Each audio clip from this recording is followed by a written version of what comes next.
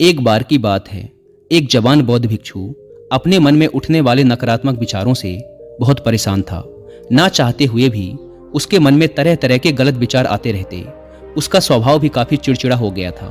वह बात बात पर गुस्सा हो जाता, दूसरों के प्रति जलन और नफरत की भावना रखता, लोगों की बुराई करता और अपने मन में तरह तरह की नकारात्मक कल्पनाएं करता। वह अपनी इन सब बुरी आदतों से बहुत परेशान हो चुका था। उसने बहुत से तरीके आजमाए, बहुत प्रयास किया अपने अंदर के इन बुरे विचारों को खत्म करने का, लेकिन कोई भी तरीका काम नहीं कर रहा था। अंततः एक दिन परेशान होकर उसने अपने गुरु के पास जाने का निर्णय किया। गुरु एक बहुत ही बुद्धिमान और आत्मज्ञानी व्यक्ति थे। जवान भिक्षु ने गुरु से पूछा, गुरुदेव, मैं अपने मन से इन नकारात्मक विचारों को कैसे खत्म कर सकता हूँ? गुरु ने उत्तर देते हुए कहा, नकारात्मक विचार बादलों की तरह होते हैं जो कि साफ आसमान को धुंधला बना देते हैं। अगर तुम्हें साफ आसमान देखना है तो पहले इन बादलों को हटाना पड़ेगा।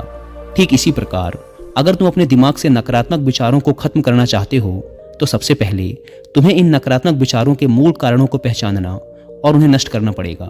जवान भिक्षु को गुरु की यह बात ठीक से समझ नहीं आई तो उसने गुरु से इसे थोड़ा विस्तार से समझाने का आग्रह किया। तब गुरु ने शिष्य को एक कहानी सुनानी शुरू की। एक बार एक व्यक्ति जंगल से गुजर रहा था। तभी उसे रास्ते पर एक सर्प दिखाई पड़ा। सर्प को देखते ही वह व्यक्ति डर गया और वहां से भागने लगा।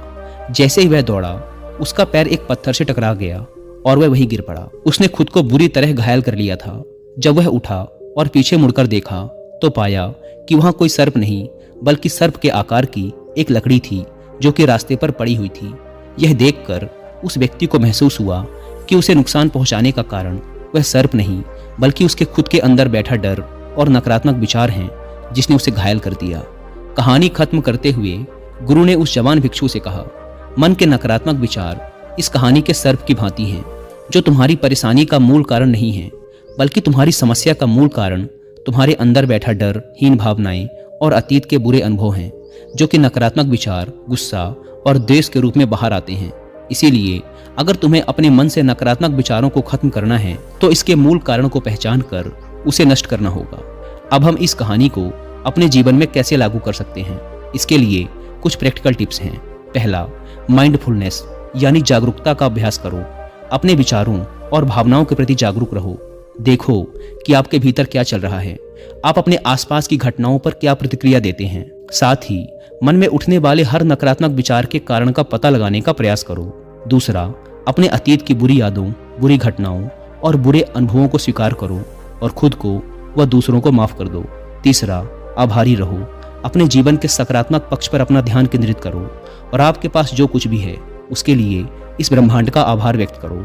आभार व्यक्त करना हमारे नजरिए को सकारात्मक बनाता है और हमारे अंदर से नकारात्मक भावनाओं को खत्म करता है। चौथा, दयालु बनो, खुद के प्रति भी और दूसरों के प्रति भी, क्योंकि नकारात्मक विचार अक्सर अंदर ही अंदर खुद की बुराई और तुलना करने से पैदा होते हैं। अपने अंदर दया भावना रखकर हम ज़्यादा सकारात्मक और संतुष्ट जीवन जी सकते हैं। संक्षिप्त में ये कहानी हमें सिखाती है कि नकारात्मक विचार हमारी परेशानी का मूल कारण नहीं है। असल समस्या तो हमारे भीतर गहराई में छुपी हुई है। इन विचारों के मूल कारणों को पहचान कर हम इन विचारों को अपने दिमाग से निकालना शुरू कर सकते हैं और एक ज़्यादा खुशहाल व शांति से भरा जीवन जी सकते हैं। याद रहे, कहानी के सर्प की भांति हमारे ज़्यादातर नकारात्मक विचार भी सिर्फ